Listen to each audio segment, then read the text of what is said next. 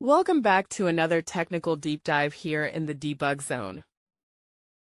Today we're tackling a big question and breaking it down with insights from other users.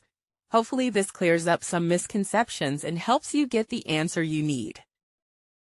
So buckle up, stay a little curious, and let's jump right in.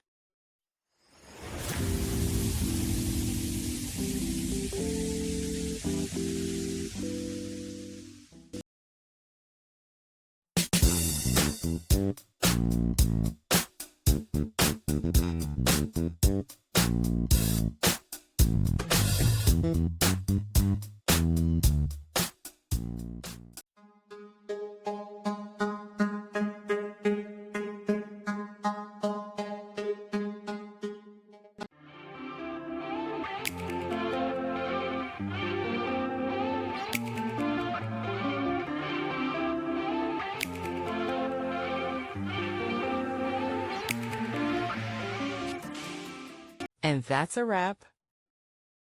I hope you found the answer you were looking for. If you did, take a second to hit that subscribe button. It really helps out. And let me know in the comments which solution worked best for you. See you next time in the debug zone.